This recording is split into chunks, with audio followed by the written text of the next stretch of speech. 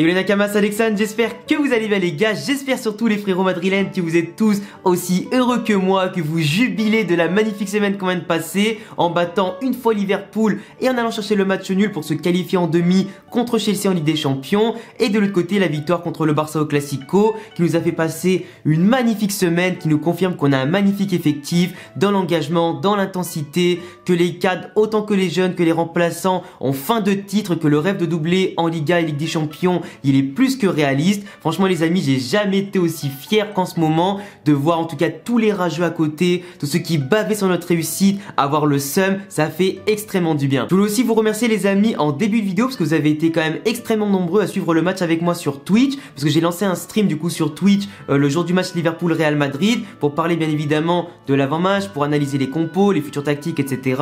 Faire ensuite une live reaction du match. Du coup vous avez pu interagir avec moi, partager un peu vos avis, c'était extrêmement cool à faire. Et de l'autre côté j'ai fait à la fin du match en stream encore une fois la review du match qui était vraiment un nouvel exercice pour moi. Vous avez grave kiffé et j'espère en tout cas avoir l'opportunité de le faire pour les prochains matchs de Liga et Ligue des Champions. Du coup n'hésitez pas à venir me follow sur Twitch, il y a tous les liens en description pour passer un énorme moment avec moi en tant que fan du Real Madrid. Et bien évidemment si t'es fan du Real Madrid, voire extrêmement fan du Real Madrid comme moi, je te laisse t'abonner à la chaîne parce que t'es vraiment tombé au bon endroit pour parler de l'actualité du club, des petites infos à droite à gauche, des petits secrets, analyse de match et bien plus encore. Objectif les amis, réunir 100 000 madrilènes sur cette chaîne en 2021 ou 2022, je prends les paris en tout cas, on va tout faire pour. Après si t'es fan de l'Atlético et du Barça, tu peux éventuellement t'abonner parce qu'il y aura aussi bien sûr des analyses de la Liga en général. Enfin bref les amis, vous avez été aussi extrêmement nombreux entre eux sur Twitter, sur Instagram à venir me parler en message privé, m'envoyer des petits messages comme ça, des petits tweets, ou me dire aussi durant le stream de l'autre soir,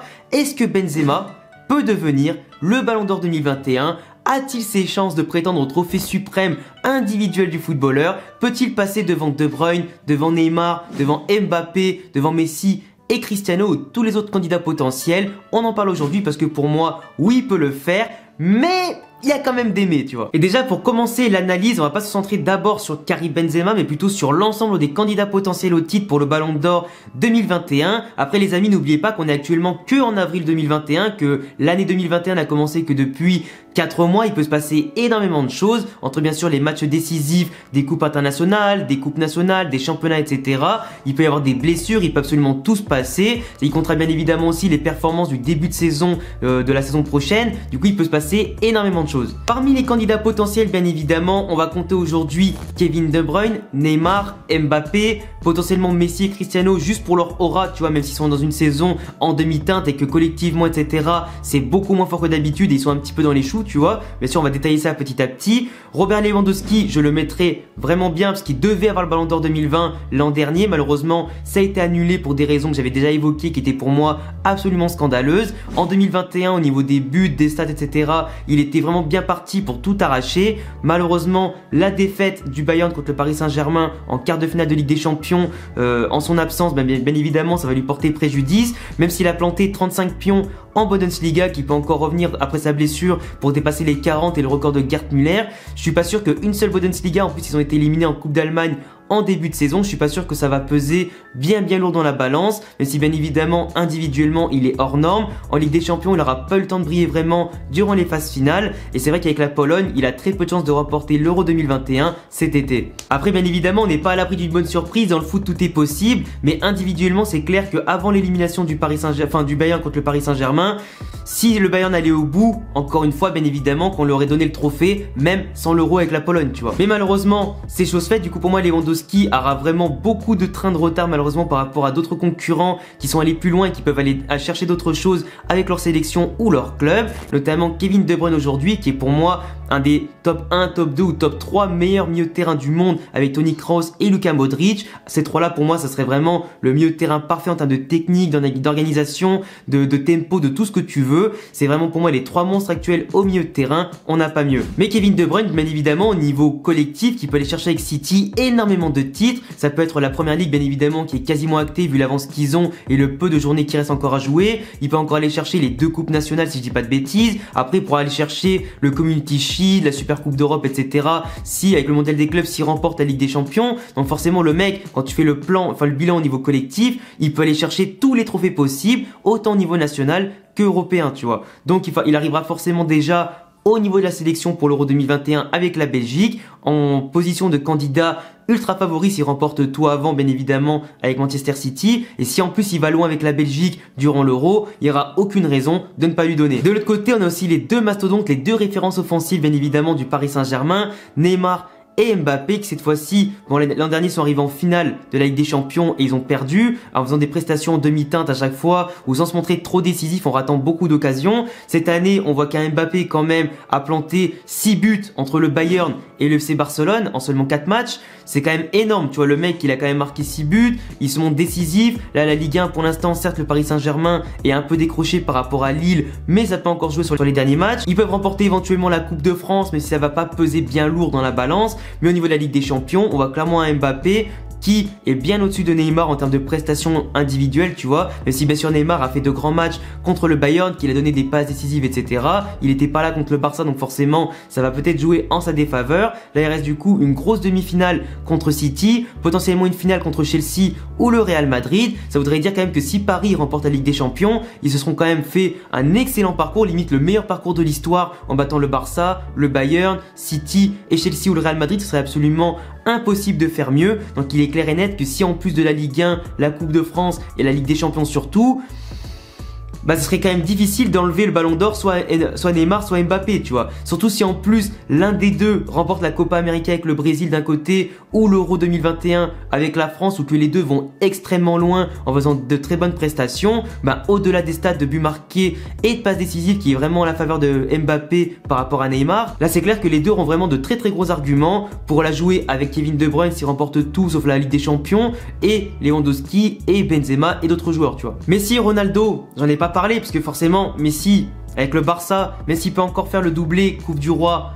Liga, ça reste compliqué parce que même si au niveau individuel là il a quoi, il a marqué 23 buts, il a fait pas mal de passes décisives. Le problème c'est qu'en Ligue des Champions, bah, il est passé à la trappe en 8ème de finale, et normalement quand tu sors en 8ème de finale, c'est que t'as pas montré dans les grands rendez-vous. En plus de ça, contre le Real Madrid, aller-retour en championnat, il a été à la ramasse. Contre l'Atlético Madrid, il a été à la ramasse. Contre Séville, il a pas forcément été très bon. Donc tu vois, c'est pas forcément, tu vois, la meilleure saison de Messi dans les grands matchs. Marquer des triplés contre Valladolid, contre Retafe, les petites équipes de moyen de tableau, etc. Ok, mais quand tu joues contre les grosses équipes, autant en Liga qu'en Coupe du Roi, qu'en Ligue des Champions, pour moi, il n'a pas du tout été présent cette saison et tu ne peux pas gagner le ballon d'or dans cette situation. Après, il y a toujours bien évidemment le fait que s'il remporte la Liga en ayant marqué, en étant meilleur buteur, la Copa del Rey, ça lui fera quand même des points. Mais si en plus de ça, après, il arrive enfin à remporter un titre avec la Copa América avec l'Argentine, bah là, à la limite, ouais, il va remporter des points, il va faire une remontada du futur et à ce moment-là, on pourra rien dire. Mais pour Messi, il faudrait quand même remporter Liga, Copa del Rey et Copa América. À partir de là, s'il remporte les trois, on peut rien dire. Mais s'il remporte pas les trois, ou du moins s'il remporte pas la Copa América avec l'Argentine, c'est pas la Liga et la Copa del Rey qui va égaler par exemple la saison de Mbappé ou de Neymar. Même si Neymar a beaucoup moins joué que lui, il fait quand même plus forte sensation en Ligue des Champions, tu vois. Et Lewandowski, bah pour moi, même s'il a que la Bundesliga et qu'il a été sorti en quart de finale sans pouvoir jouer, bah il restera au-dessus de Messi cette saison au niveau comptable, au niveau impression. Cristiano, pareil, même s'il est meilleur buteur de la Serie A, malheureusement la Juventus ne va pas remporter la Serie A, ils peuvent remporter que la Copa d'Italie. Ce qui est du coup très compliqué pour Cristiano au niveau collectif. Au niveau individuel, il fait une excellente saison parce qu'il a marqué quand même quelques buts en Ligue des Champions, il a marqué quelques buts, 25 buts en Serie A, ce qui est pas mal, plus quelques buts bien sûr en Copa d'Italie et tout, et en Super Coupe d'Italie. Mais à partir de là, malheureusement, la Ligue des Champions sortie contre Porto, etc., ça va trop lui porter préjudice. La Serie A perdue aussi, bien évidemment. Je pense que pour Ronaldo, c'est limite mort, à moins bien évidemment qu'il nous sort un Euro 2021 masterclass et qu'il le remporte avec le Portugal. Je vois pas comment Ronaldo cette année peut avoir le ballon d'or, et malheureusement j'aurais bien aimé peut-être qu'un jour il égalise Messi, mais ce sera pas pour tout de suite et peut-être pour jamais malheureusement. On en vient surtout à Kabenouébé qui est quand même le rôle important de la vidéo, c'est quand même le sujet de la vidéo. On a parlé de ses concurrents, je sais pas si j'en ai oublié un à la volée, au pire vous me le direz en commentaire.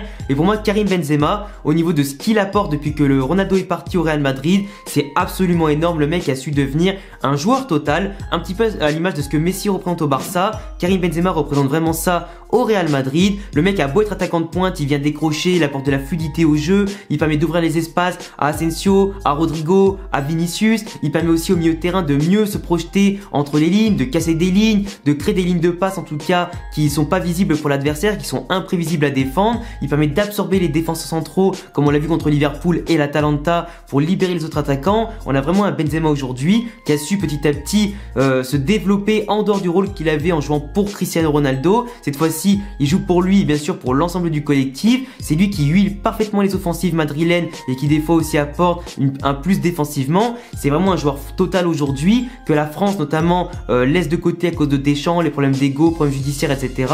Malheureusement, mélange le personnel avec le sportif, ce qui va du coup priver Benzema de l'Euro 2021, de la Ligue des Nations et de toutes les compétitions internationales, qui va forcément lui donner beaucoup moins de points par rapport à Neymar, Mbappé, Messi, Cristiano ou Kevin De Bruyne ou Lewandowski, tu vois. Donc forcément, si l'Euro, la Copa América va compter beaucoup dans la balance et la Ligue des Nations peut-être un petit peu plus, enfin un peu moins que l'Euro et la Copa América, bah, malheureusement, c'est clair qu'il part avec un gros désavantage. Mais si tu fais abstraction de ça et tu concentres vraiment sur les clubs, ce qu'il apporte au niveau de la magie du football, sur les gestes par exemple comme la Madjer au Classico contre Ter Stegen, le fait aussi qu'il roule sur la Liga en ce moment, même s'il n'est pas le meilleur buteur et le meilleur passeur, il montre en dehors des statistiques que dans le jeu, il est absolument divin et hors norme en fait.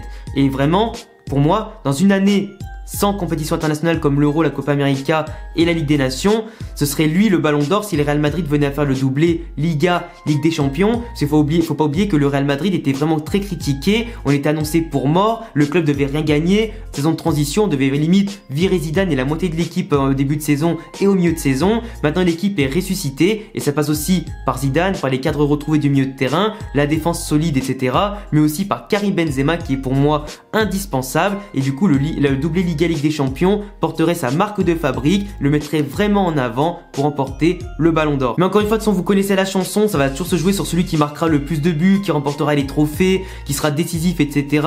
Le fait aussi, bah, comme je disais, qu'il y aura l'Euro, qu'il y aura la Copa América, ça va sanctionner les joueurs qui ont malheureusement, dans une année comme ça, bah, pas une grosse sélection, qui sont pas sélectionnés. Donc malheureusement, on connaît la chanson. Moi, je pense très clairement qu'aujourd'hui, pour être honnête, le Ballon d'Or se jouera plus sur Mbappé ou Neymar si vraiment les deux vont au bout de la Ligue des Champions ou Kevin De Bruyne qui pour moi a plus de chances de remporter le plus de trophées possible cette saison au niveau collectif. Du coup voilà les gars, c'était tout pour donner mon avis sur l'ensemble des candidats. La vidéo était un peu longue mais je voulais vraiment rater quasiment aucun détail. Je pense en tout cas que au-delà des stats, il faut aussi regarder le footballeur en soi, regarder ce qu'il apporte dans une équipe, l'impact qu'il a dans une équipe, en étant titulaire, en étant décisif, en ayant en tout cas des gestes qui font la différence. Et je pense que Benzema c'est quand même un joueur masterclass aujourd'hui qui a révolutionné un petit peu le poste de numéro 9 en étant plus complet qu'à numéro 9. C'est un joueur total en tout cas, comme on en fait très peu, qui sera très difficile à remplacer pour le Real Madrid, qui serait pour moi aussi indispensable à la France, même s'ils ont remporté le Mondial 2018 sans lui, avec Giroud et tout ça. Mais en tout cas, Benzema, on peut pas dire que c'est un mauvais joueur dont on peut se passer en tout cas en sélection, comme en club, pardon. Et vraiment, pour moi, c'est un des joueurs qui malheureusement peut finir sa carrière sans Ballon d'Or mais qui pourtant en mériterait un. Je vous laisse vous abonner si vous kiffez mes vidéos, mes analyses, le Real Madrid, Karim Benzema, la Liga en général et surtout le football comme je le disais. Je vous laisse me suivre également sur ma chaîne Twitch pour suivre mes prochains streams en tout cas qui auront lieu pendant les matchs du Real ou même des fois en dehors pour jouer à FIFA, PES, Rocket League, parler ensemble de manga, d'animé, de jeux vidéo, de tout et n'importe quoi. Je vous laisse également me rejoindre sur Instagram et Twitter à tous les liens qui s'affichent ici. A bientôt les gars pour une prochaine vidéo. Ciao.